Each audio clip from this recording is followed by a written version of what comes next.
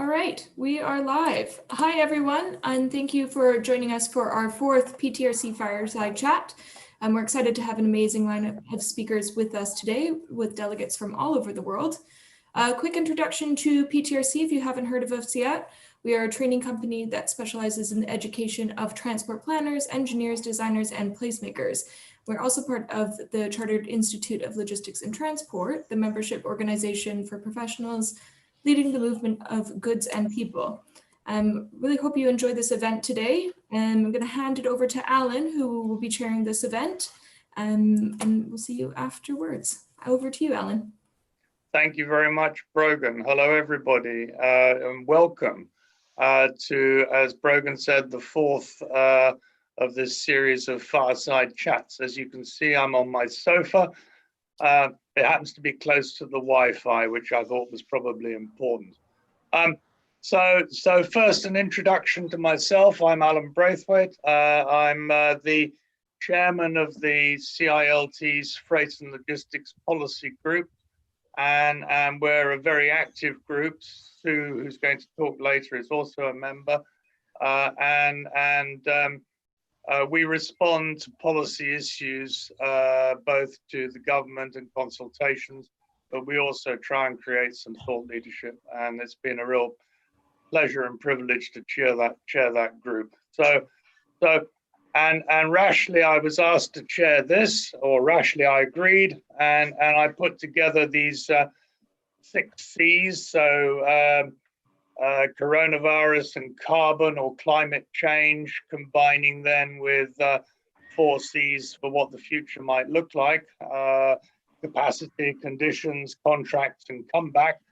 And as just a simple construct, hopefully to get the discussion going. And we've got a fantastic panel of experts who I'm going to rely on to speak in turn and give their perspective. So the theme really is freight and logistics in the future in a world that has to change for climate, but also may be influenced by COVID. So without any more ado, I'm going to ask Alan McKinnon to lead off with his thoughts, introduce himself first, and then lead off with his thoughts.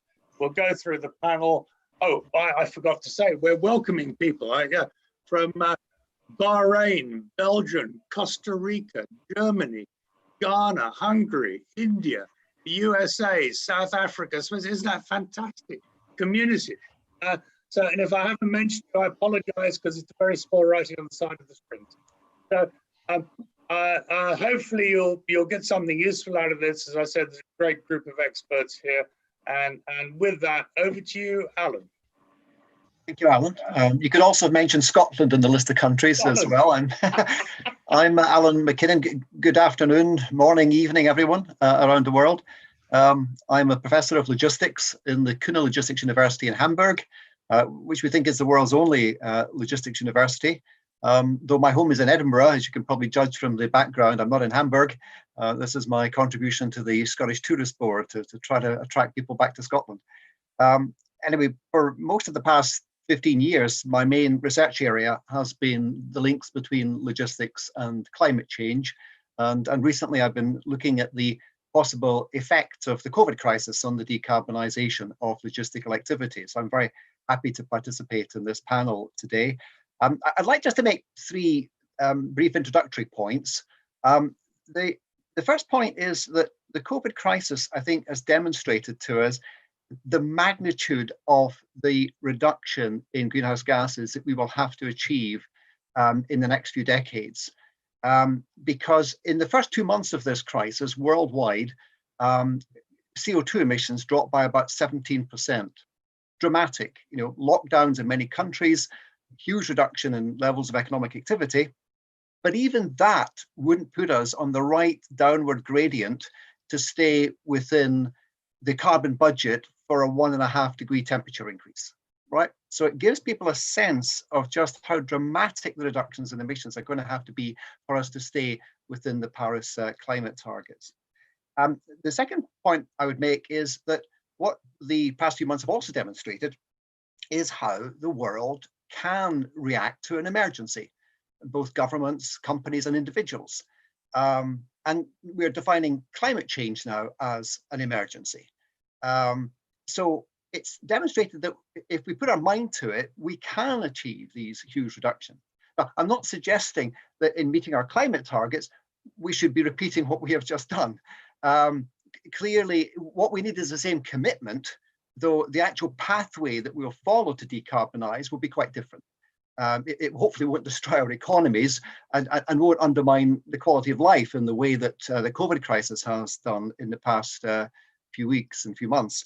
And my third point is that the crisis has demonstrated just how critically dependent the world is on logistics and supply chain management. It has raised the profile of logistics, it seems to me, in the minds of the public and of politicians as well. It's shown what a critical role we play. Now, logistics represents between about 10 and 11% of CO2 emissions worldwide. So it is a fairly carbon intensive sector. But I would argue that figure even doesn't truly represent the role that logistics plays in decarbonization of the world economy. Because logistics also supports the decarbonization of other sectors. It also helps to shape consumer behavior. It can give governments leverage, if you like, in their design of a new low carbon economy for the future. So I think if and when we come out of this crisis, it seems to me that logistics is going to get much more attention from governments and from the public. And I think also the decarbonization of this function is also going to attract more attention. So these are just a few introductory remarks. I'll be very happy to elaborate on them as the fireside chat develops. Thank you. Oh, great. Thank you, Alan. That's a really good introduction. And now, Maggie, could I ask you to give your opening remarks? Before I do that, for the audience, if you want to raise points, go to the chat box and we'll try and hoover them up and organize them as we go along. So Maggie, over to you. Thank you, Alan, and it's a pleasure to be here on this event tonight. I'm never really entirely sure what a fireside chat is, but whatever it is, it's a pleasure to be here, and I'm sure we're all going to learn a lot from it. My name is Maggie Simpson. I'm the Director General of the Rail Freight Group. For those of you who don't know us, we're a trade association representing businesses across the rail freight sector in the UK. So that includes people who pull trains, but also end customers, suppliers, warehouses, and a whole host of other businesses, ports, wagon manufacturers, shipping lines, and so on, who are involved in some way, shape or form with the movement of rail freight. So as you'd expect, my perspective on the 6 Cs, which Alan B has set out for us, is coloured by the job that I do. So let me just tell you a little bit about what happened to rail freight during the COVID crisis and what's happening now, and where those opportunities for us, I think, arise as we move forward. So I think, like every sector of the economy, we were, of course, badly affected by the crisis. We'd actually had a bit of a record in March. We'd seen a record high, particularly of construction materials moved on rail. We went from hero to zero, in effect, by the end of that month with the slump that ensued. And of course, some sectors like construction material and shipping containers from the deep sea ports were quite badly affected. Other parts of rail freight actually started to grow. So the trains that we run for the retailers with supermarket products on started to run at extended lengths, extra services. And domestic waste also grew as we all went home and started buying from Amazon, I guess, and making more packaging. So domestic waste took off. And of course, the critical trains that we run for the power sector kept running as well, as we were all turning on our kettles more often. So it was a really mixed experience for us over that time. And today we're running about 88% of where we should be. That's creeping up week on week. There's a little way to go before we're back to where we should be. But nonetheless, very pleased with how most sectors of rail freight have picked back up as the economy started to unlock. But of course, what's been really interesting for us is that we've been running our trains on a network where there haven't been very many passenger trains at all. And that's enabled Network Rail to permit us to run trains which were longer and heavier than normal, to have more direct routing across the network, and to swiftly accept those extra services that we were able to run. And what's that shown is that those trains run really well, they perform well, they don't impact on the network, and that there's been huge productivity benefits for our customers. So we're really working hard now to try and see how much of that we can retain as the passenger services kick back in.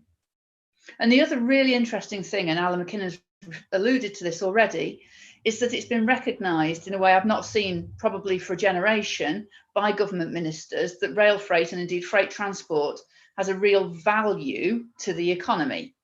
And we've been noted for the flexibility that we've shown and the resilience that we've shown in keeping going through that time period. And that's politically leaves us in a good place.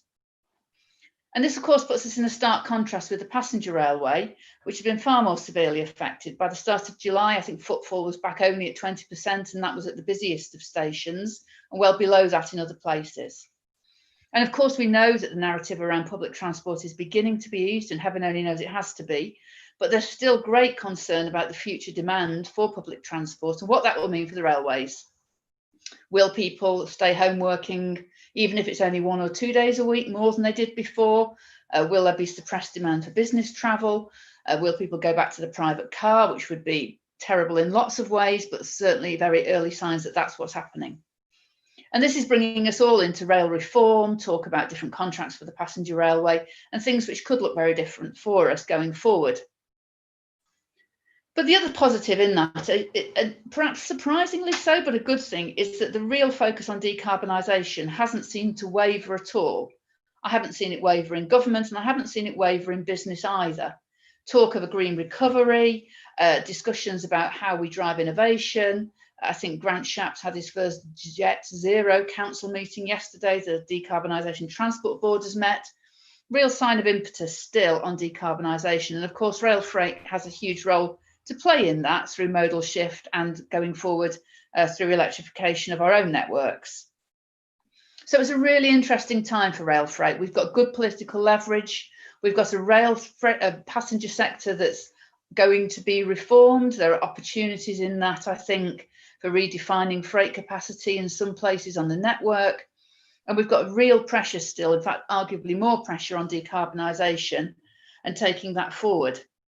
So whilst there's huge uncertainty ahead in terms of the economy, Brexit, return from post-COVID impacts, I think it's a really interesting time and one with a lot of opportunity for our sector.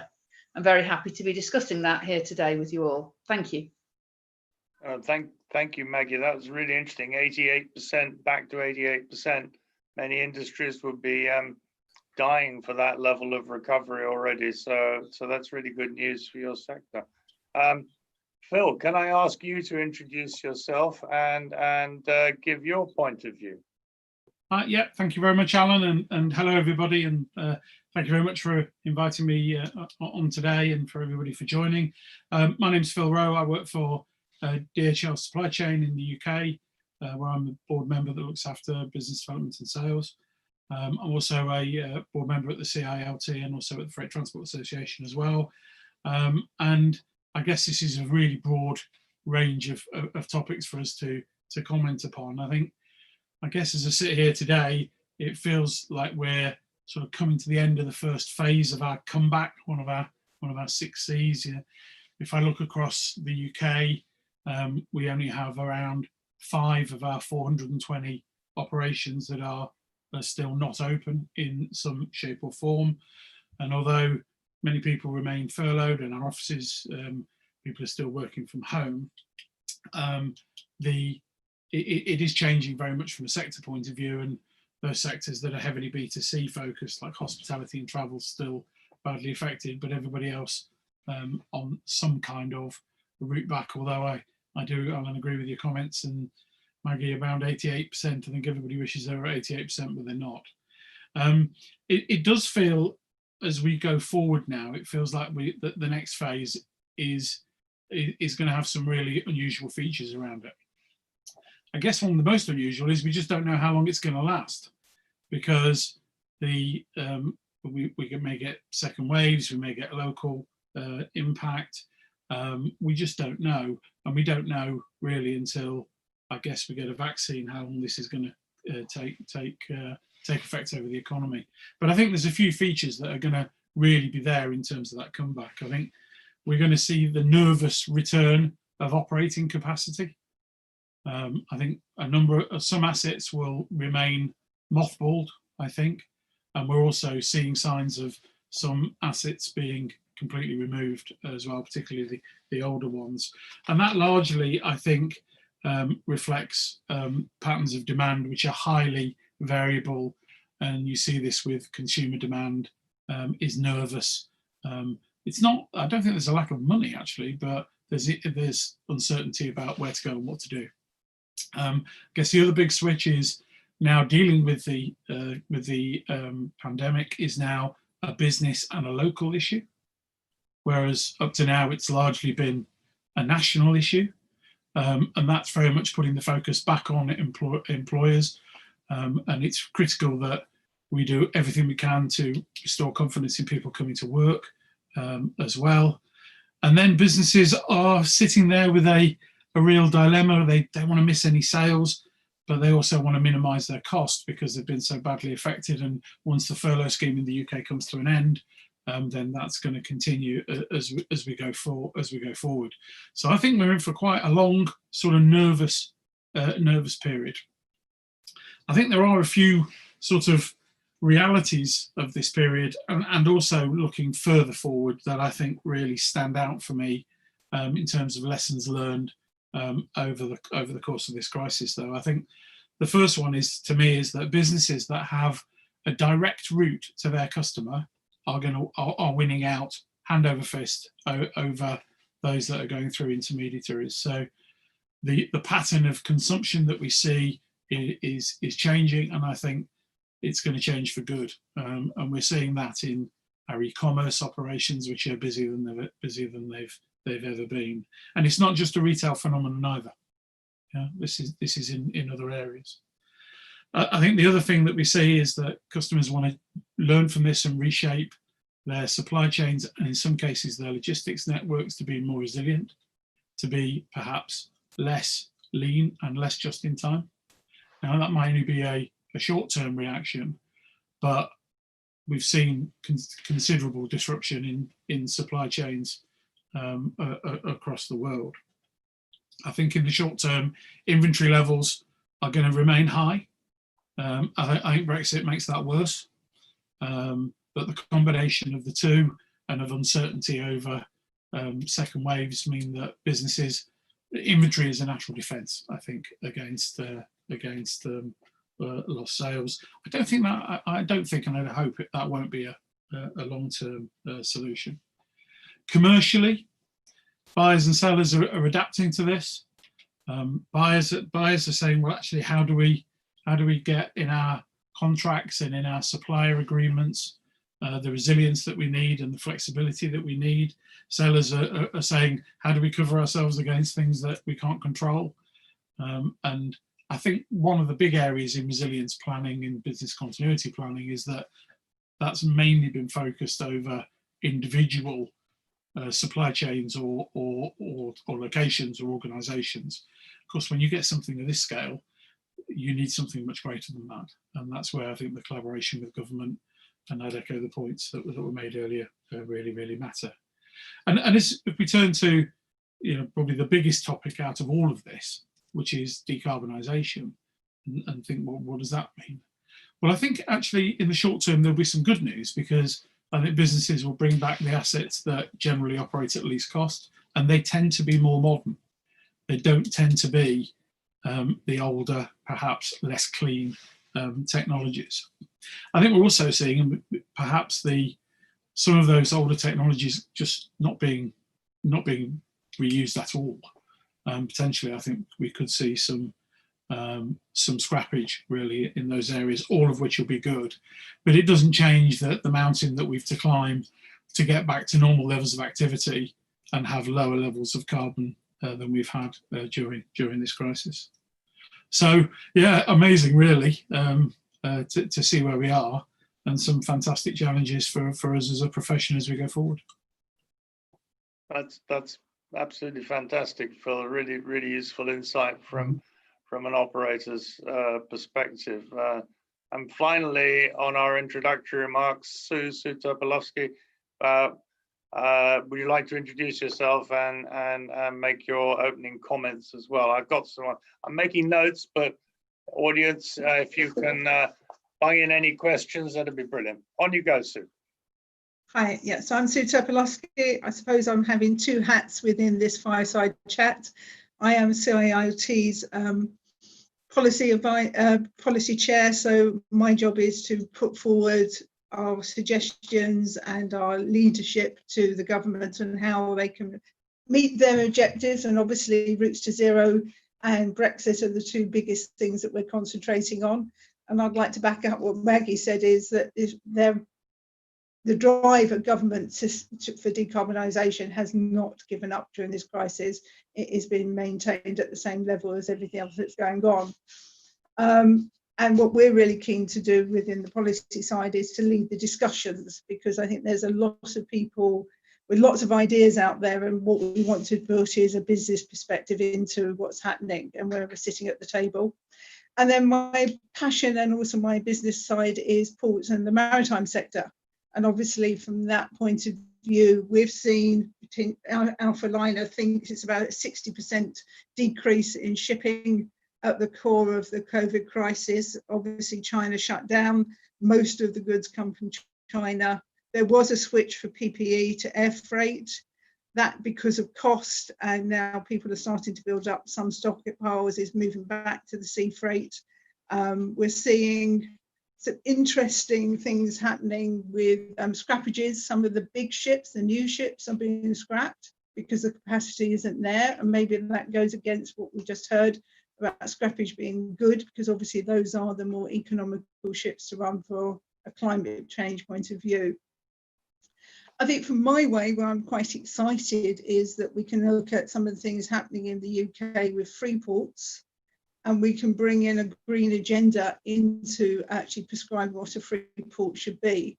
So I think we have a golden opportunity to look and shape the future from that point of view. And Maggie quite like this. I think rail connectivity to the ports is going to be a massive way forward for this. And I think we need a determination from the government to back it up with infrastructure connectivity to ports coming to the forefront.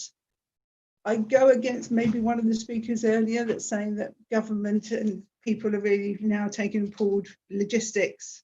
My fear is that it's a short-term thing, and that government has a short memory, and what we need to do is make sure we keep it to the forefront, because these are major infrastructure projects, and we've had to fight so hard in the past, and I just want to make sure that they really understand connectivity to ports is going to be a way of doing the greening. So that's one of the key things. The other things that I'm really keen to look at is maybe a green fund deal. We can look at the maritime sector leading on this, but also for all logistics. We've got the Green Bank, but maybe a green logistics fund is something I think that we might want to think about, because there's got to be some major changes. And also, I think that we need a fast track planning for major infrastructure projects, because that's the only way we're going to get these things to happen and move forward. So I think it's some positives if we can get a mind shift and a change. I think it's really quite encouraging, because obviously with what's happened and the fact that what happened with COVID was that infrastructure did change, and that the freight goods got the priority, and we were seen as an essential service, which I think is amazing when all the clapping was going on. I think we need to make sure we keep that going to the mindsets. And I'll end it there for the chat. It's fantastic. I'll just make a couple of points, because I picked up some things that align with the seas, but also I'd like to pick out. The first is this very strong message that the government is concentrating on decarbonisation, hasn't lost that lot. And the second is the implications for capacity with either inefficient or inappropriate capacity exiting the market. Now we've seen that with the retiring their 747s. I know that's not freight. Some goes in the bottom of the plane. So question for the panel. I don't know who wants to pick that up. Do you see capacity being put into the market in a more collaborative way in the future?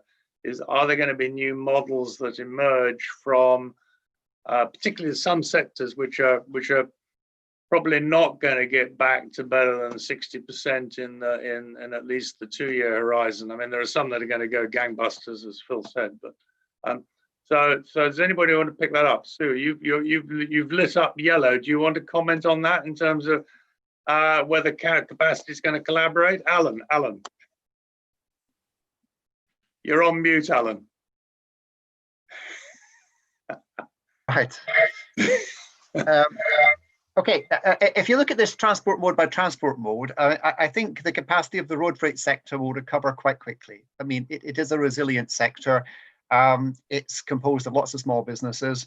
And also, if you look beyond the freight sector, I mean, most countries are going to go into deep recession. Regrettably, unemployment levels will rise. And when people become unemployed, many of them choose to enter the road haulage business. I mean, this is what's happened in previous recessions. You can pick up a second-hand truck and enter the market. So I can't see capacity constraints being a problem in that sector, nor can it be in the rail sector, but I'll allow Maggie to say more about that. The one sector, it seems to me, which is going to have a capacity problem is air cargo, because just over half the amount of air cargo moved in the world went in the belly holes of passenger aircraft.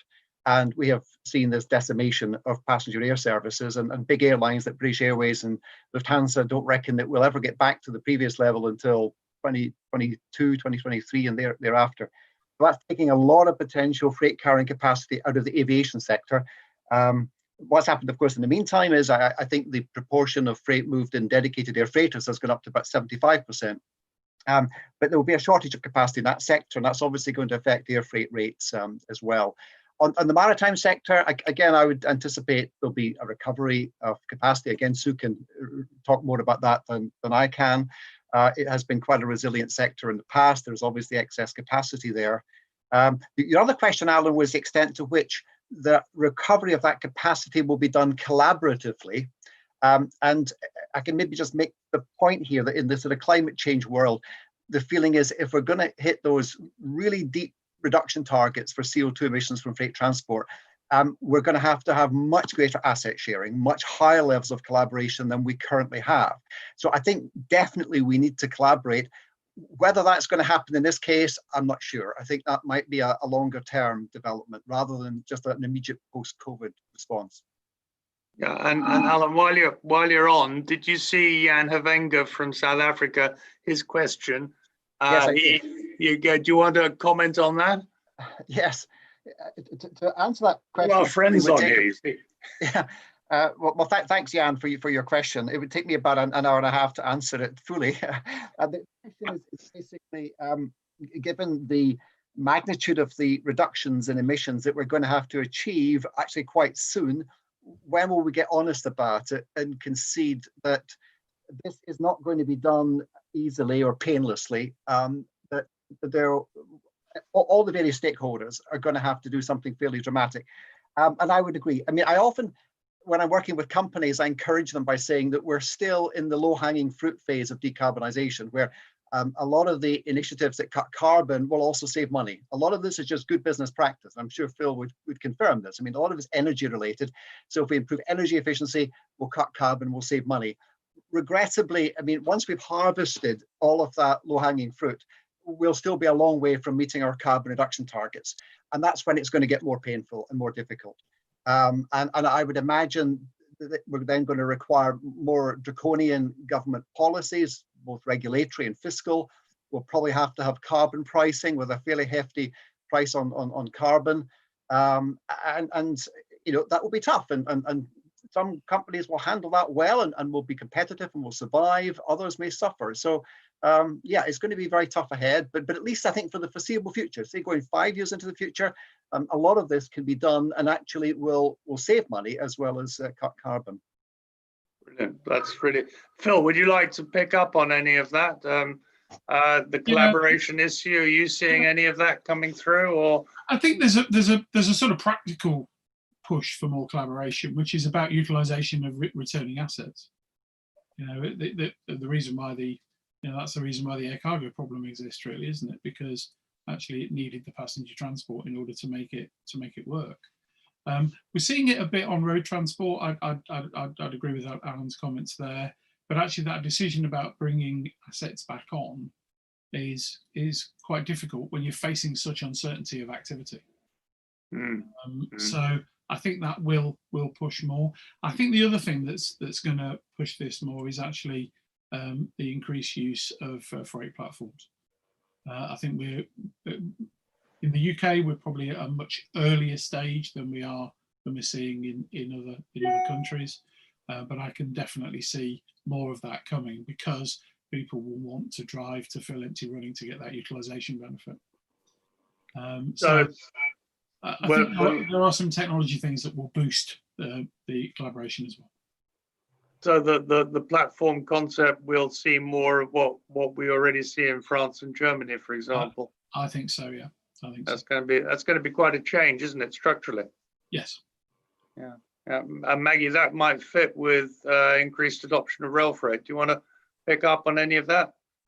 Yeah, I mean, I think if you look at rail freight today, certainly anything that's containerized is already some kind of collaboration, whether that's a shipping line collaborating on behalf of its own customers, or whether it's a business like Stobarts or Maritime putting that collaboration in place around a train, because very, very few businesses outside of the construction sector have got a train load of material just waiting to go.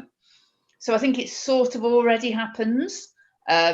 But it tends to happen where we've got businesses who've got part of a train, a third of a train, or a quarter of a train, or who'll take some risk sharing on that. So I think one of the interesting bits will be around, if those sort of collaborative platforms do develop more, is have we got the product onto which we can drop some of that space?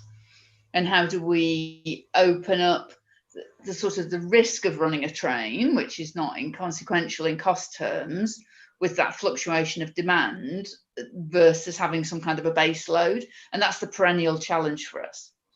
But what's been really interesting for me in the last few years is seeing more players coming into that debate.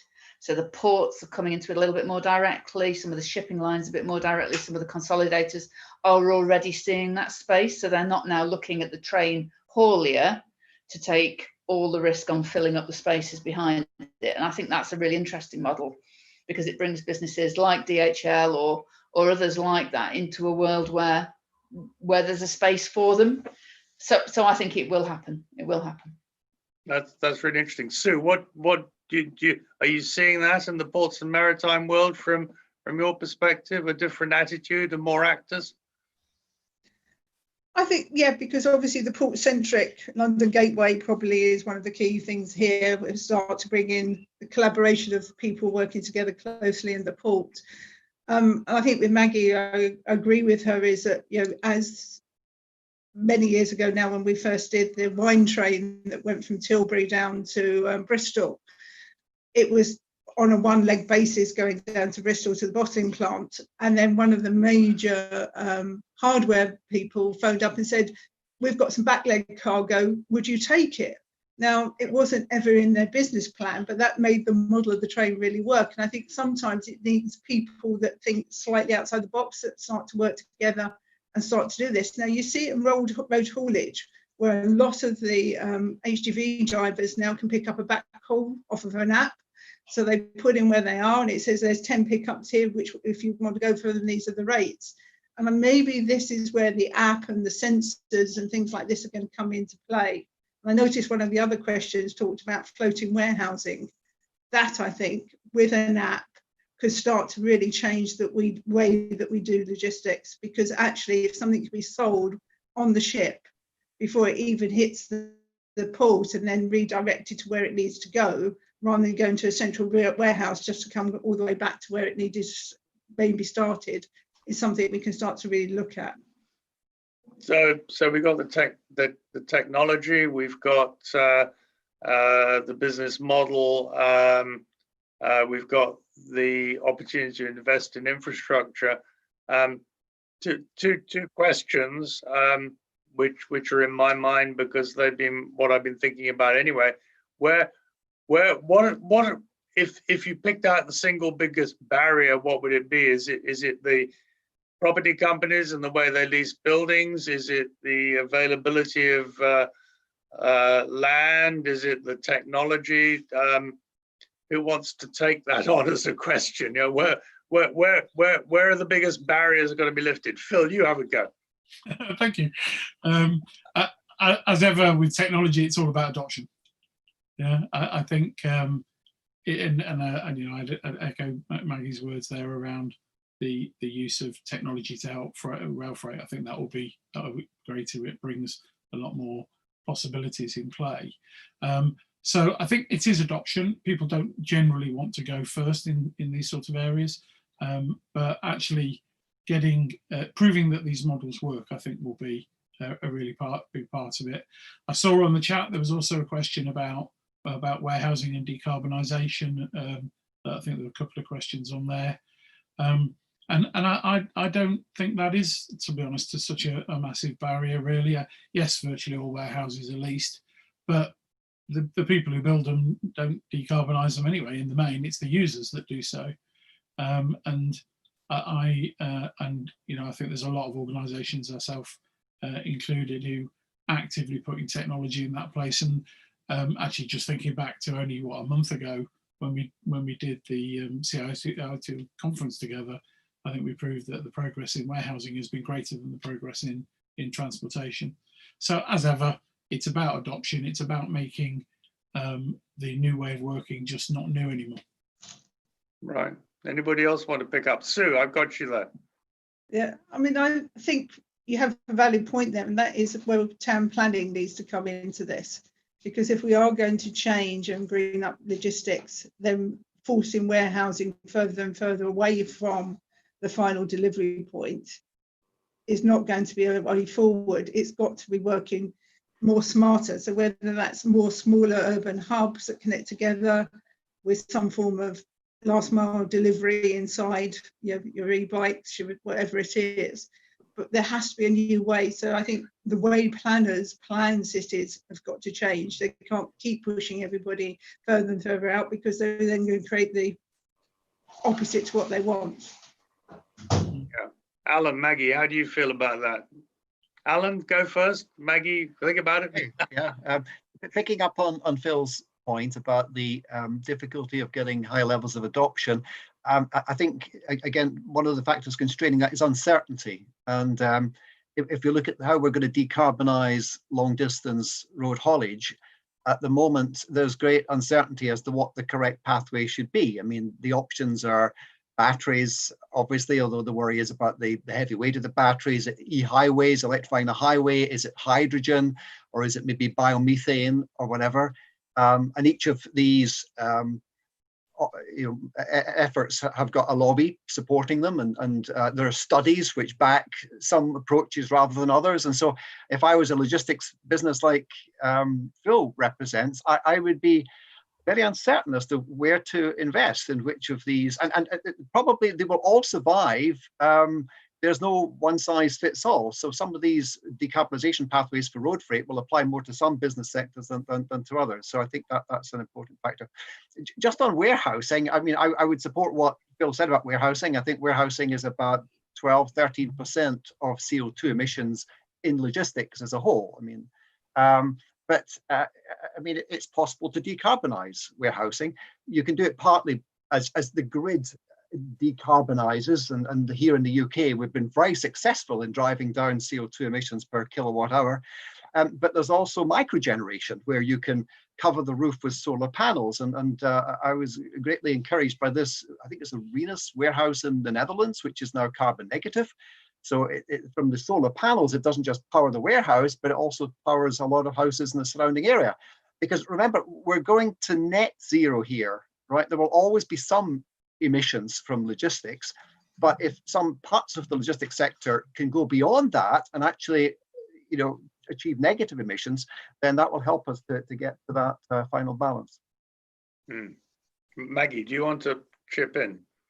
Yeah, I mean, I was sort of reflecting on a point Alan made earlier about low-hanging fruit and easy bits and things that, you know, you can do now which are cost saving and so on. And I think actually one of the challenges with government, despite me saying quite warm words about them, is that at the moment there's still very much a view that most of this could be done by leveraging the private sector to do things differently. And actually government, and I think whether that's national government or local government, is going to have to move its position a little bit. So, you know, Alan just then rightly spoke about the difficulties of decarbonising long distance heavy road freight.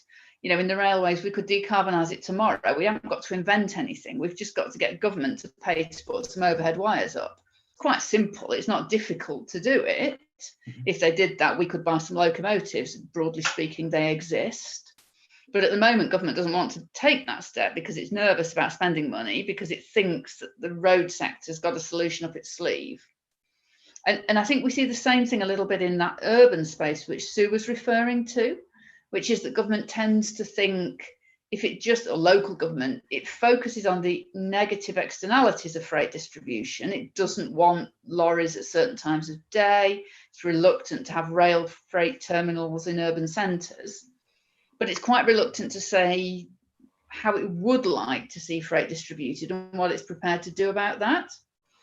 And what I would really like to see is a bit more certainty in both of those spaces about what government is prepared to accept or prepared to do. If we take urban planning, can cities zone land in the inner cities for urban logistics, whether that's in train stations, whether it's in small warehouses that support cargo bikes? If yes, then we can plan around that. If we're going to be forced out to the outer suburbs, not probably. So we need to nail some of that, I think. Yeah. And that's a really good point, and it plays to a couple of the comments on the right-hand side about rail terminals and the planning for it. How do we get that attitude to? How do we manage to communicate that? Because what Alan said very early on is that freight and logistics are now recognised as an essential service. Maybe that'll go away. What we've also heard is that there's this natural tendency still to rely on it as a private sector investment, even though a lot of what it runs on is public sector capacity. We hear about different utilizations and different comeback rates, providing an opportunity, but it needs planning decisions. How do any of you have a thought as to how we, and maybe we in the CILT, we've been trying like crazy? Sue, do you want to comment on what else we could do, and then hand it over to the panel, because we've been working hard on this, haven't we? We've been working very hard. I mean, I think we're missing one really vital element in all of this, and that's the consumer. And the consumers today are a lot more savvy, and they're going to actually, I think, lead to a lot of this change. So I think the new generations coming through are going to be much more aware of what they're buying and the carbon footprinting of it, where it's coming from, both in the terms of logistics and also what we're seeing, the sweatshops in India. Now there's so much with Stacey Dooley and people like that looking at how fashion's made, where it's all coming from, how the ethical side of the businesses are. And I think we're underestimating that if the consumer refuses to buy something, it will change the way logistics and supply chains work. So I think we've got a collision of various different things. We've got government and world pressure to bring down carbon reduction, and I think you'll have the consumer, and those two will clash, and logistics is in the centre. I go back to the point that Maggie said, there is what we do need, though, is a change of local government and government, because they can't just say the private sector has to change this. There has to be a lead, and somebody has to take the forefront of it. And are the skills there, and how is local government going to come back from that? Because I know from our locality here, I'm involved in some stuff here, and the local government officers are just run ragged with the social issues. So, Phil, have you experienced that in your dealings with local authorities? Do they understand what you're trying to do, or how can we improve it? I think they do understand, and I think there's a genuine desire Whether they have the resources to make it happen, I think, is a completely different matter. But one of the things I've felt about this subject, particularly around cities for a long time, is that it doesn't take a huge amount of collaboration to get to a common standard. You know, if London, Birmingham, Glasgow, Cardiff, Bristol, Newcastle, yeah, I bet I've missed one and someone's going to pick me up on it now. But if there was an agreement that said, well, actually on certain policy issues, we're going to do similar or the same thing, the rest of the country would fall into line anyway, because so much of the population lives in cities anyway. So I think we're caught a little bit between who wants to take control and who doesn't. And devolution has pushed more and more of that back to city-based organisations. And that works well in some cases. In some others where there's lots and lots and lots of independent boroughs, then it doesn't. Yeah.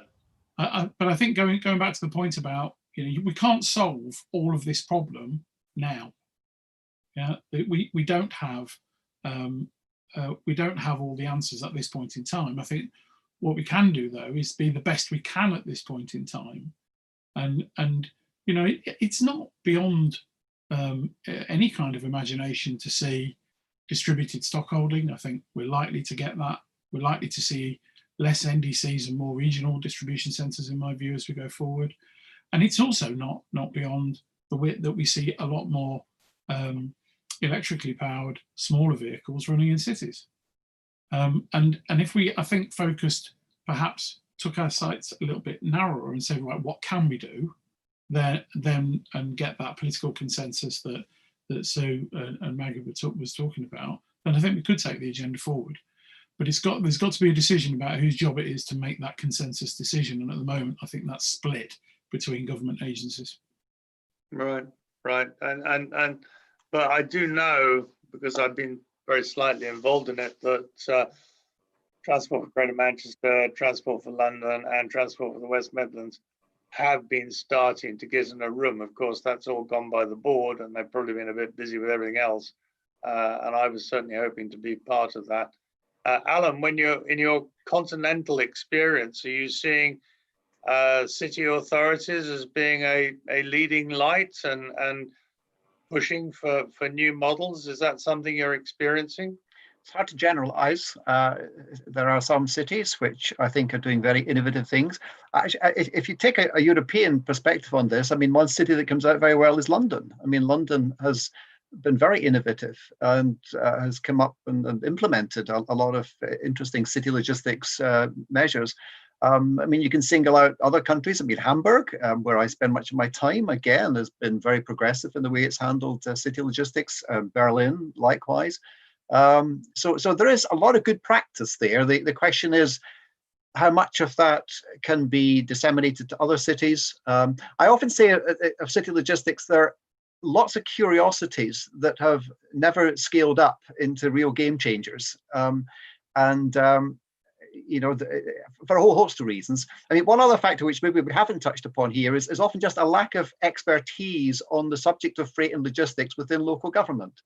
I mean, the National Infrastructure Commission's report last year, was it? I mean, made the point that I think they used the expression freight blindness, that, you know, in transport departments, the preoccupation is in moving people rather than moving freight. And that therefore has made it hard for them to develop, you know, sophisticated freight policies. But I'd like maybe to backtrack a little bit to something that Sue said earlier about the important role that the consumer will play in decarbonising logistics. And clearly they've got an important role. But you know, some people have suggested that as we come out of the COVID crisis, that people will become more sustainable consumers in their buying behaviour. So not just as they use logistics, but in terms of maybe sharing more product. The circular economy may benefit from all of that. And so just the amount of stuff we have to move may reduce if that is true. But if we look at how it impacts on logistics, clearly the big change here has been the huge increase in online retailing, you know, which I don't think is going to be reversed. I think we'll see a step change in online retailing, which is increasing the amount of logistics activity at the front end of the supply chain. But as I think Phil hinted there, the good news is that that is actually quite an easy part of the supply chain to decarbonize. You know, if we move to electric vehicles, and in the meantime we decarbonize the electricity supply. But what does concern me is the conditioning of consumers to think that they can get free delivery, free instant delivery of things that they order, and they can buy a lot and then return it, which it seems to me is abusing the logistics system. And we somehow have to change that practice. Now, it's explained by the online retailers using speed of delivery as a key competitive differentiator. And one can understand why they're doing that. But unfortunately, along the way, they're conditioning the consumer to think all this can be done easily and cheaply, and not recognizing there's an environmental penalty in doing that. So I would like to see maybe more efforts made to educate the consumer as to what it entails if you want next day delivery of 5 items and then you return 4 of them, you know, so that we don't waste logistics resources. Right. Maggie, do you want to step in on any of that, or I'm going to pick up? Let me just give you a brief illustration. So my daughter's 15, and during lockdown she's discovered politics in a big way. So everything is wrong and everyone is wrong. And she came to me the other day with a little rant about Jeff Bezos being a trillionaire and exploiting everyone. So I said to her, okay, well, next time you want me to get you something on Amazon, you'd better come to me with an alternative. So the next day she did want something, and we spent quite a lot of time looking at other websites, at the end of which she said, oh, Mum, it's much cheaper on Amazon, just do it. And that's my illustration, is that, you know, people are behaving differently in lockdown, but when it comes to money, it's still the big determinant. And if we're going into a global recession where money is tighter and harder for people, then I worry that the trend to want to be better or greener or use less resources isn't going to be outweighed by things being more expensive if we do. And I think that is the real challenge here, because I think one of the things that we're seeing is that freight transport has perhaps, in its broadest terms, been cheaper than it might be because it's running on shared networks with passengers, so air freight and ferries in particular. The cost pressures are on the network anyway, and people aren't going to pay more. So squaring that is going to be quite hard, I think. Yeah, and the example I always use is the Primark T-shirt. There's nothing against Primark or their T-shirts, but they are fantastic value. But there's little or no headroom for recognizing, as it were, if there are any societal costs within that. It's a very tight purchase. So, but that's a large part of the market. I've spotted a really interesting question for freight movement, and this might play to you all. And it's saying on data collaboration, logistics have very data rich, but somehow that doesn't port across into solutions. And I noticed the other day the government is under pressure on data protection and so on.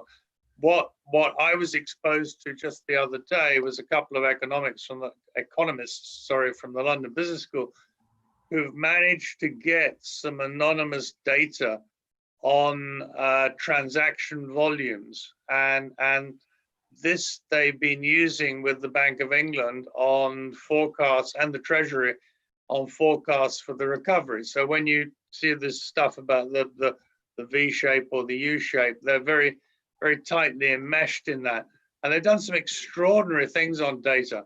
And then we had a discussion about, could they spot the sectors in which there were going to be the greatest pressure, and that turned out to be a data gap. So of course a lot of logistics companies have got huge amounts of data on that.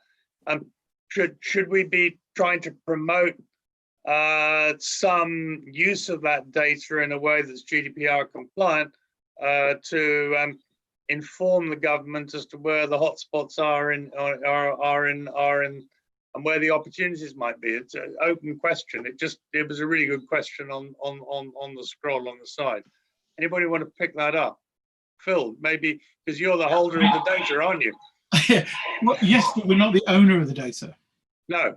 And I think, you know, that GDPR is a very important consideration in this, yeah, because there's a lot more legislation, as we know, around data anyway. So, I mean, to me, the answer is yes, but it's not as simple as just saying that it's logistics companies. I think it's also owners of goods, shippers as well, that would need to be involved in that. And I think for me, I remember about 3 or 4 years ago doing a really good session actually that that the transport team in the West Midlands pulled together around their transport strategy, and we were talking about motorways that run through the Midlands and everywhere. And of course, in order to do that, they don't just need to understand their own region; they need to understand everything that passes through the region. So yes, but don't break it down and make it too parochial would be my plea. Otherwise, we'll miss it. Yeah. Sue, Maggie, Alan, anyone want to step in on that? Would say is, yeah, I mean, the railways are probably quite data poor compared to other parts of the logistics world, but it does rely not only on having the data about the goods that are moving, but probably about the networks that they move on as well. So that, you know, the system that controls the movement of trains, or the knowledge of the movement of trains on the railways, went live before I started school, and I'm not getting any younger. So, you know, and or perhaps the motorway network's a little bit better now with smart motorways, but you know, most of the road network isn't digitized either. So we can probably get some way with better knowledge about where goods are, where they want to be, temperature controlling them or whatsoever. But if we really want to integrate it, we're going to have to do a great deal more on the infrastructure to enable that. Right. So yeah, there's GDPR issue, but also an opportunity. If you could start to feed ANPR, in particularly on freight vehicles, you could start to track what's moving. But that would have, at the moment, regulatory wise, huge issues.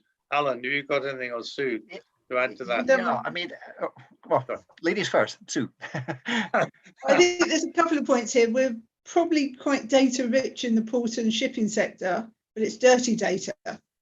And that's one of the issues, is how we can actually then take this vast amount of data we've got and make it meaningful.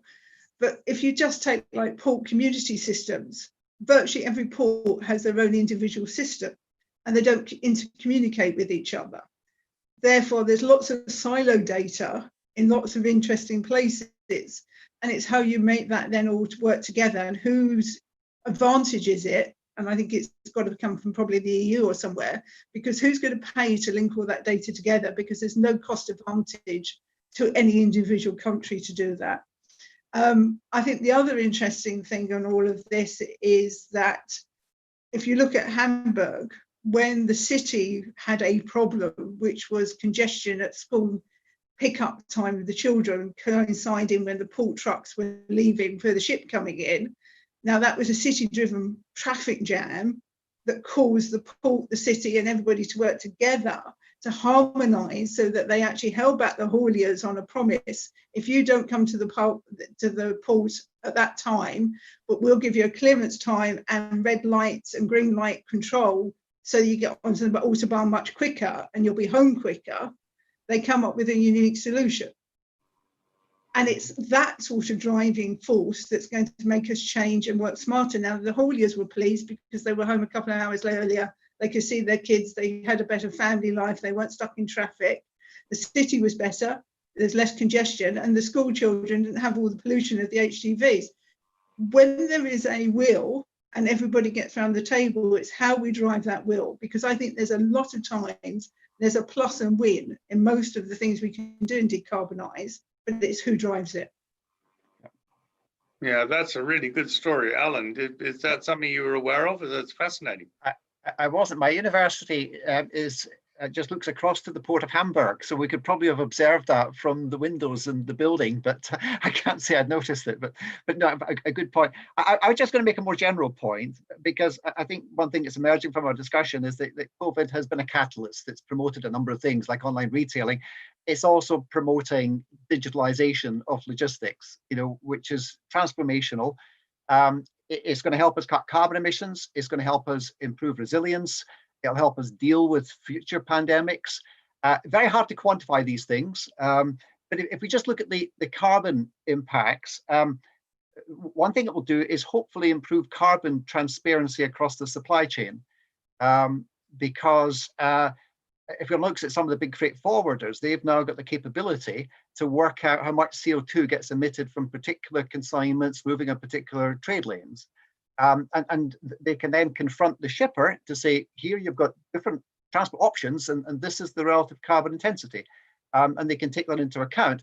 And then if the company then wants to use carbon offsetting, and I have to say I'm not a great fan of carbon offsetting, but I think it will have a role to play in decarbonisation. Again, you can tell the companies. I looked to Phil on this because DHL has had its Go Green system now for 10 years. So in a sense, you've had the capability to give your clients, I think in the express air cargo area, an indication of how much CO2 individual parcels emits. And then if the client chooses, they can then have pay something to carbon offset that consignment and make it carbon neutral. So I don't know if you wanted to. Yeah. The key to it is choice, isn't it? Yeah. So the kind of customer driven change that Sue was talking about a moment ago can only happen if choices are there. If the choices are there or the data isn't there to make a choice, then people will be blind to it. Yeah. So you don't always get the choices that you might expect sometimes with that as well. But yeah, it is an important part of it, and building in to our solutions, whether it's B2B or B2C, as we call it, as you know, Alan, Go Green elements, is really important, giving customers a choice about what they do going forward. It's difficult to do on product, though. That's the only thing I'd say. I've not seen many examples of that. Yeah, I mean, Alan and I were part of the National Infrastructure Commission's work, which led to their report last year. Golly, where's the time gone? And there was a forecast in there which I made, which was that online retailing could get to 50% of many sectors, and I was looked at as I was a bit strange, but that's no longer high in the sky, is it? Yes. No, you're mainstream now, Alan. But yes, I can claim some sort of level of prescience, I suppose. But it's a good point, Alan. A lot of people think that the switch from conventional retailing to online retailing will be linear, right? But it won't be. I mean, given the economics of conventional retailing, you will pass certain tipping points. And once the online market captures that share, you'll quite quickly get a switch away from conventional high street retailing, which again raises a whole host of logistical issues as well. And also how we repurpose city centres. I mean, are we going to be converting a lot of our current retail space, perhaps for logistics purposes, for local consolidation points or inventory holding points for online retailing, or will they become houses, or will they be used for recreational purposes? So there'll be a huge construction task there to change the urban landscape, and that will have an impact on supply chains and logistics. So it's not going to happen overnight, but I think COVID is helping push us in that direction. And I'd be inclined to agree with that. I think the fundamental switch in the structure of the market will open up property opportunities, but it will also provide space. One of the breaks that I've seen is that certainly the retail malls, the share values there are in major decline. There've been a couple of administrations and pre-packs and so on and so forth. And those values are a fraction of what they were beforehand. So that's a particular sector taking really untold pain. I mean, I feel very sorry for them, but they're caught in this combination of COVID and consequential customer change. I think that, Maggie, coming back to you, with the opening out of development opportunities and perhaps more realistic land values, is that an opportunity for more urban terminals? Is that something that's going to be something you'd welcome? Yeah, I mean, I mean, just as an aside before I answer your question, Alan, I mean, I think at the moment it's difficult to get a grip on what people actually want out of life. I have to say, as somebody who has always enjoyed going shopping and who's raised a daughter who also enjoys it, I do think we're misunderestimating people's desire to be together and to have that experience and to spend time with their friends in that kind of environment. And I feel that the death of some kind of online retail presence is probably slightly sometimes overestimated, but nonetheless, I think what we're looking to be able to do using the railways is to just take advantage of the infrastructure that's already there. So railways already go into city centres in an unprecedented way. When we have infrastructure, we don't use it all the time. It's certainly not used at night, and it could be. So it's about getting the product right, and it's about looking at how the railways are maintained overnight, and we can do that. But Alan's point about construction as well is also valid. So we think we bring about 40-50% of the construction aggregate into London today. We probably do less than 10% into Birmingham and Manchester and the other cities.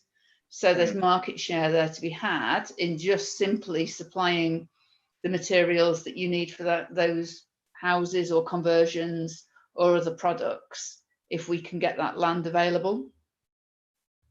Well, I think it will be a construction-led recovery. That's fairly clear to me. That this is a complete rat hole, but you're going to get it anyway. I was watching a program on slavery last night in the 18th century, and the price of abolishing slavery was to pay off the slave owners, and that released pretty much an equivalent to the sort of monies that have been poured into the economy now. And guess what? It went into construction, particularly of railways, but also of housing and ports and all the rest of it. So it was a fascinating insight that actually we have had these gigantic injections into the economy, and they have transformed the shape of the economy. And the observation was that drove the industrialization of Britain, together with the mechanization, because obviously the cost of labor was then going to be higher. So fascinating. I think we are at a tipping point in terms of some of the actions that have been taken. What you can't tell is how the cards are going to fall. It's a fascinating time. I mean, I hope the money's been raised rather more morally, but the first train that you could really say was an HS2 construction train ran last week, and we're expecting to see that really start to pick up over as the contracts come through in the next few months. But just the enabling works alone are causing trains to run, and that's caused people to be brought out of furlough and terminals to reopen. So you can already see the impact of that decision on HS2 washing through our supply chains. Well, and the program pointed to very particular individuals who had invested in what is now the West Coast Main Line. So fascinating, from the 18th century to now, and there we are almost repeating ourselves. So there is this opportunity. The question, it's an open question because it's in my mind, is how do those opportunities get articulated? Because the state probably has a bigger role in shaping the ones that it prefers. So I'm going to come back to you, Sue, on that, because that seems to be you're the leader on this. How do we get that shape so that we can bring the certainty that Phil's calling for, particularly, and Maggie's calling for, pick off the low-hanging fruit, but actually have a vision for how freight logistics will interact with the economy? That's a very long-winded thing, but over to you, Sue. I think we have seen some idea of this. I mean, I think one of the welcoming things is that the government have said is they see it as an infrastructure-driven recovery against a consumer-driven recovery. We've been in a consumer-led country, and a lot of our wealth has been driven by the consumer spending. And we haven't invested enough in infrastructure for too many years, and that's why we're maybe in where we are now.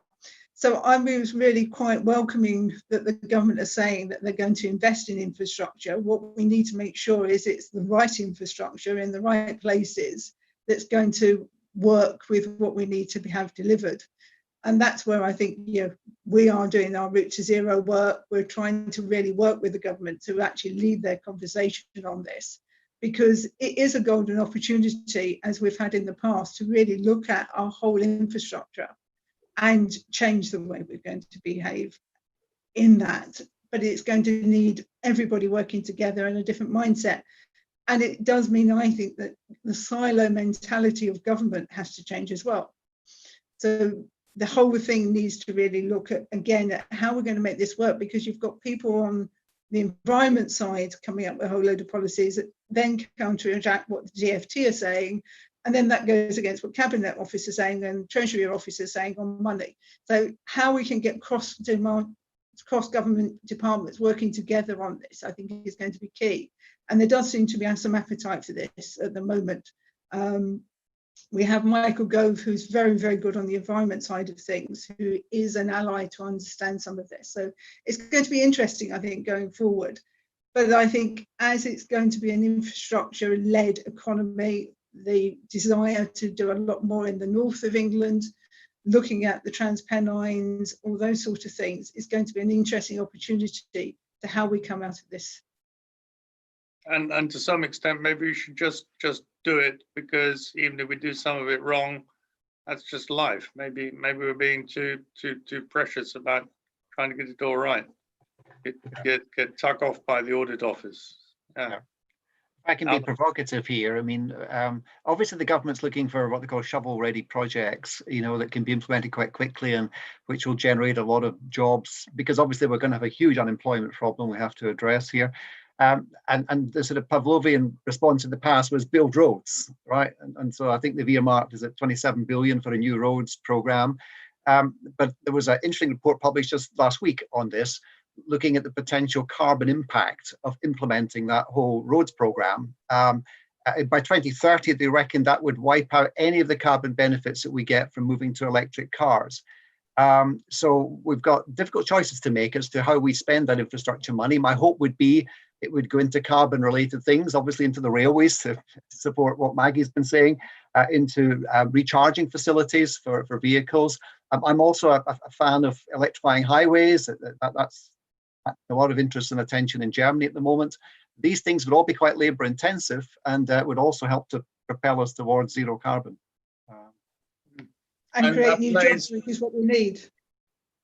Plays to Daniel Parker Klein, our very own Daniel's comment, which is up now at the top of my screen, which is do we have to resume a growth trajectory? And will that have the sort of negative impacts that you're talking about? How could we be more selective in terms of how we go about things? That's a question for economists probably rather than logisticians, but we'll give it a go. Alan, you lead, and then you go, the other guys pick it up.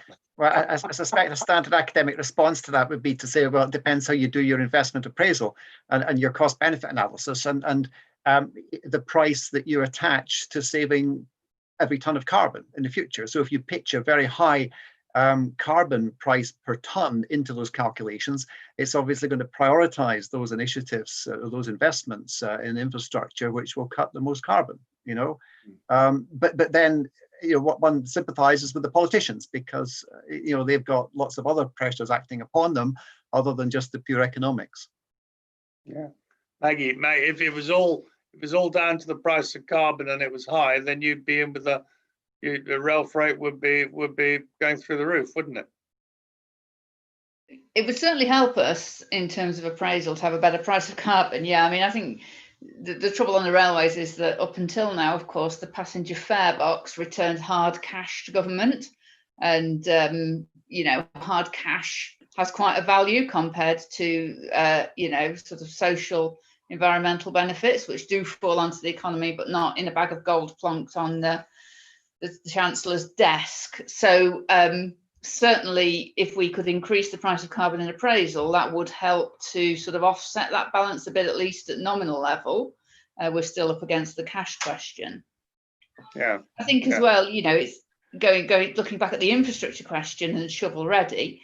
We've been pushing quite hard for some really easy, quick wins. There are some bits of the network. If we could just get some electric wires up, we could start moving more electric trains tomorrow.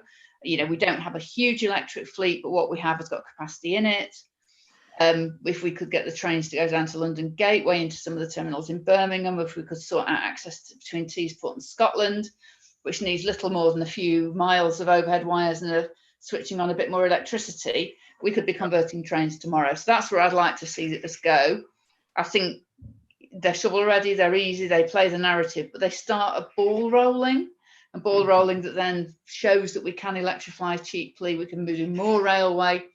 Perhaps when we've finished electrifying the railways, we can move on to electrifying the roads, because we'll have plenty of engineers who know how to do it then. So there's loads of synergies in that. It doesn't have to be this hard. Phil, Sue, do you, either of you want to add to that? I think the only thing I would add to it, and it goes back to Daniel's comment really, is that, you know, we haven't had high levels of unemployment in the UK for a very long time. You know, you've got to go back to the early 90s before we last had significant levels of unemployment, and even then it wasn't as high as we'd had 10 years earlier. So I think there is, you know, one of the really difficult unknowns as we go forward in the next year or so is what will that level of unemployment get to, and particularly where will it strike hardest? And it looks at the moment that it's striking hardest in younger people. So I think the government's, you know, if you try and look at it from a government's point of view, and I'm no politician, but dealing with mass unemployment, whenever it's happened in the past, has always been, you know, right at the top of the list of government to deal with. And whilst I think we will do those no regret moves on infrastructure, and I agree with you actually, Alan, I think we just should do some stuff rather than needing it to be perfect or certain. Whether it will cover that gap on unemployment, I don't know, and I think that's going to drive the need for businesses to start growing again. Sue, chip in? I think the unemployment is an interesting subject at the moment, because a lot of the traditional jobs are the jobs that the youth and people today didn't want to take before the COVID situation. We were all struggling, and every conference I went to, it didn't matter whether it's manufacturing, engineering, shipping, maritime, whatever, where everybody was saying they couldn't recruit enough of the right people into the industry and the sector, and they weren't getting the flow of the youngsters into the sector. And it's going to be interesting coming out of this, what jobs actually then do start to attract the UK youth and the people that have been made unemployed. Some of that's going to need reskilling, and how we look at our reskilling capacity within the UK. We've neglected adult education really quite badly. So if we are going to come into all this reskilling, is there going to be a change of mindset there? And looking at where the opportunities are. So I think the unemployment situation is going to be really interesting, and that obviously would fuel a lot of other things, because if we've got to bring in immigration people here to do this work, how is that then going to still reflect on the economy? So I think that this is a major sort of issue, something probably that needs a longer debate than this fireside chat. But I think there are areas there that really need to think of. But there are some, I think, particularly on the freight side, some really strong projects that can be done very quickly. We always said with Crossrail, what we wanted was Crossrail 2 to follow, because we didn't want to lose the skill sets. And Maggie's just said this year, these transferable skills, if we're electrifying the railways, then electrifying the motorways, we don't lose that skill set, we don't lose that internal knowledge. And too often in the past we have, and I think that's been a real shame. So I really would like to see how we have a roadmap. And New Covent Garden did this really well in the construction in London.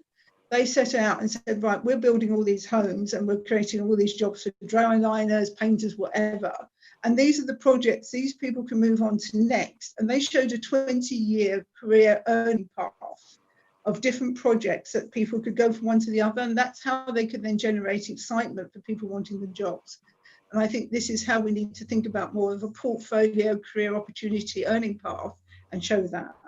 And then maybe we could actually keep the economics and the unemployment here. The unemployment point is really a really important point. I mean, I read somewhere the other day that the 400 applicants for 2 jobs and they weren't skilled jobs. So there's a real pressure already. And I know in the autumn it's going to get much more difficult as furlough eases off. There's a really excellent question from David Spacey. So I'm just looking at the time. We've got 10 minutes to go. So he said, if forced to make a choice, which 3 decarbonisation steps do you think the government should prioritise? So what I'm going to do is I'm going to ask each of you to give your 3 steps and then round off what you've taken from the discussion, and then I'll try and close it out. So that's the plan. So Alan, we'll start with you.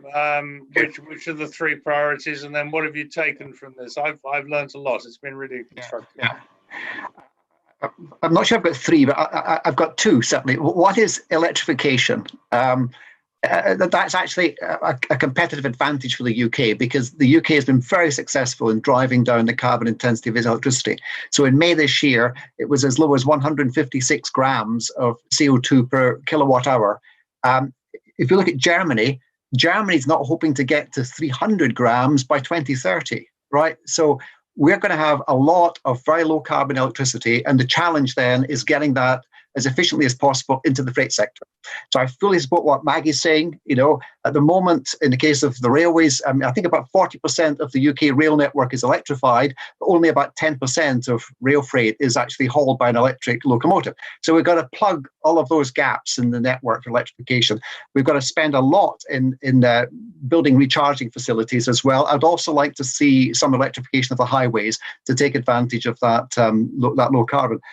The other thing is pricing, it seems to me, and using the tax system to price correctly, and moving to emissions trading or carbon taxation, because once we monetize carbon and it starts to appear in company balance sheets, then it will change corporate behavior, and that will help to drive the decarbonisation of logistics. So there's 2, and I'll leave my call. I've got to leave some for the other members of the panel to come up with as well.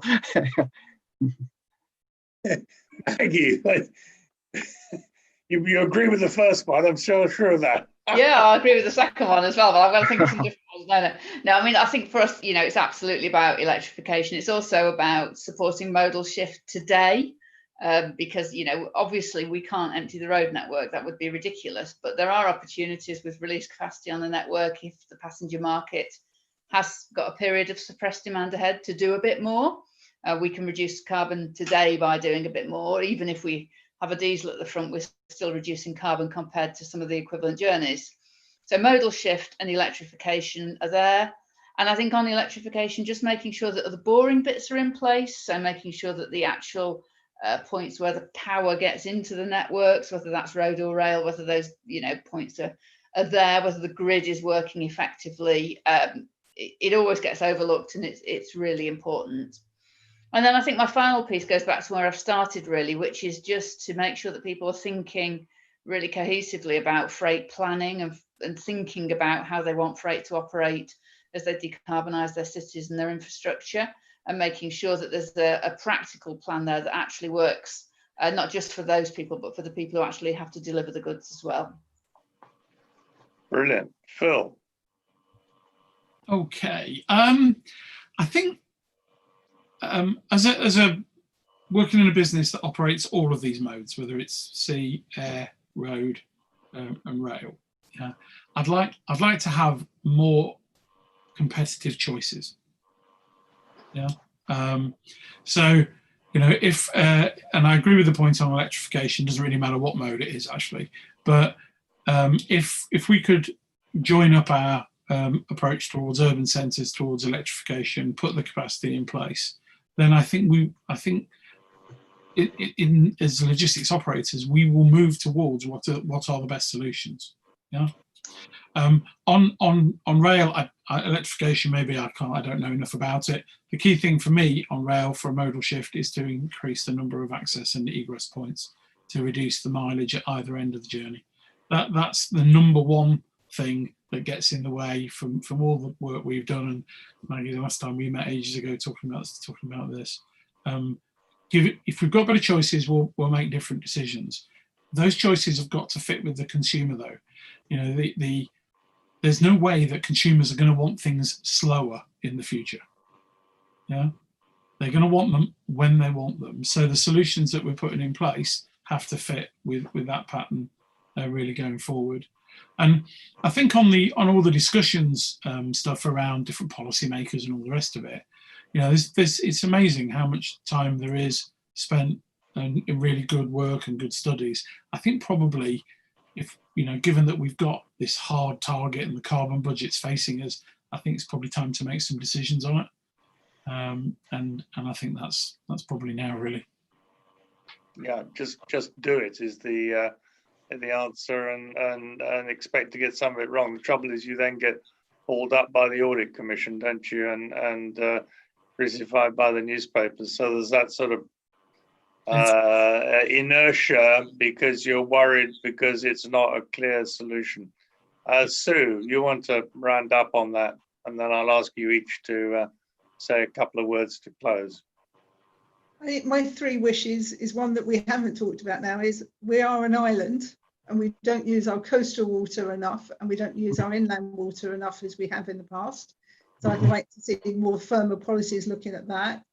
I think a green logistics fund, because unlike the rest of Europe, virtually all our ports are privately owned. They don't have the same support that they get from the countries in Europe. So I think some form of sensible pricing on interest rates and a green logistics fund will help stimulate some of these changes we need to make. And then the other thing I'd like us to see really is to take on this sensors, IoT, really lead the way on being a smart country, because everybody talks about smart cities. We could be a smart country if we use this kicking point. You know, I always say this maybe is a reset button, and it's how we come out of this and we reset ourselves. And if we change our mindsets to think more holistically about how we want the UK to be, and not always drive to be the #1 in the world, and be quite happy to be #3 in the world, but do it smartly and do it right, then maybe that could be a really good outcome of something that's so awful. Brilliant, brilliant. Just a couple of words from each of you, because I'm looking at the clock. It's 17:27. We're due to finish at past. I guess we've got to do it on time. Summarizing remarks. Alan, would you like to say what's come out for this, if there's anything additional you want to say?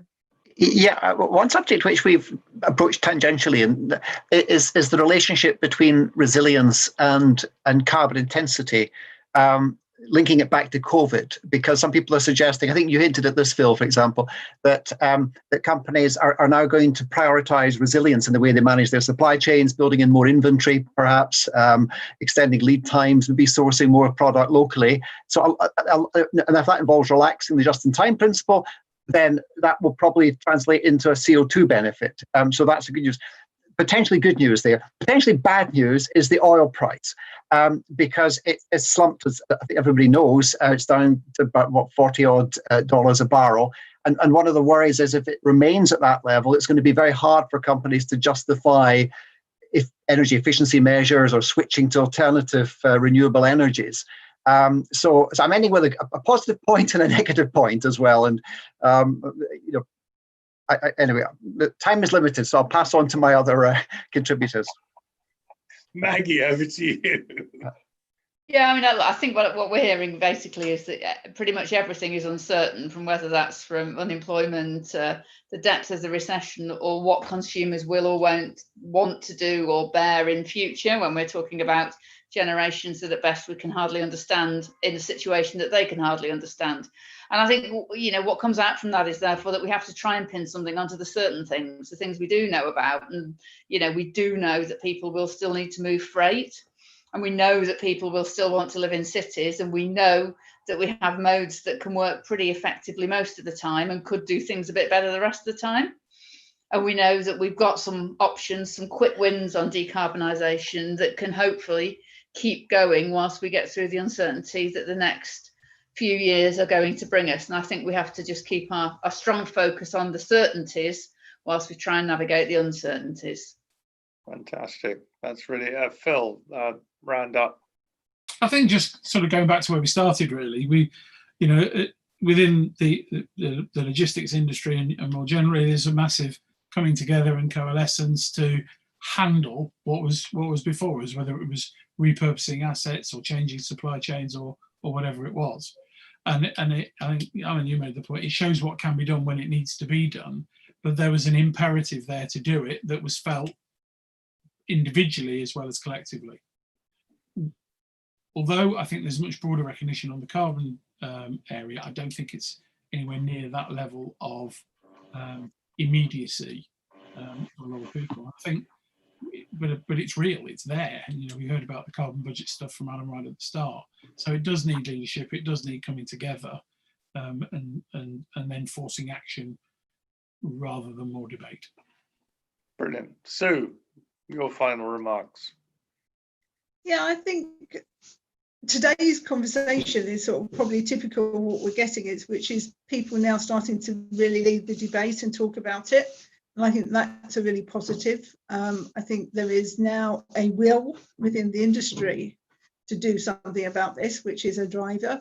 So I think there's some positives. I think there's some low-hanging fruits that we've identified, and I hope people pick it up.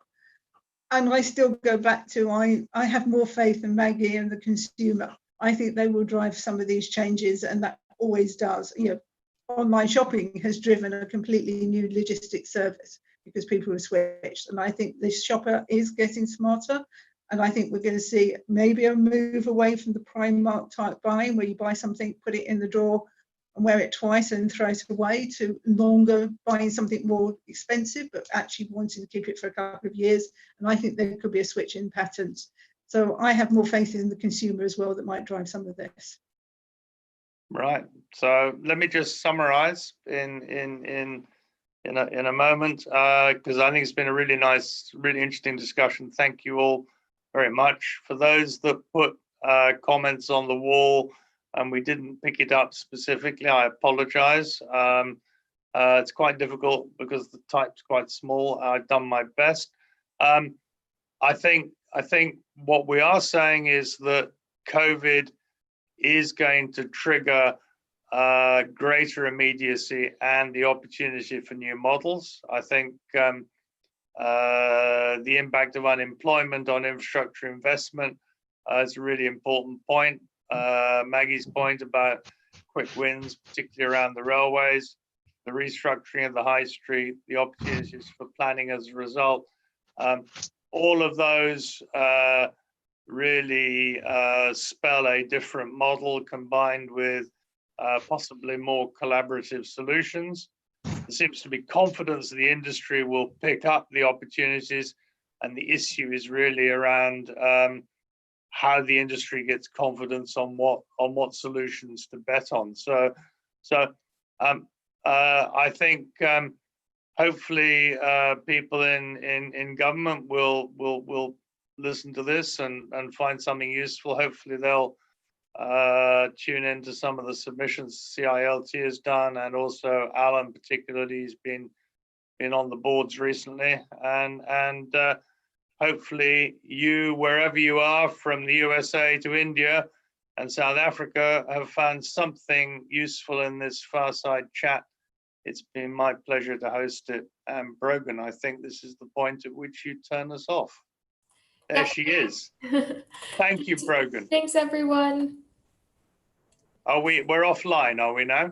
Yeah. There we go. Did that go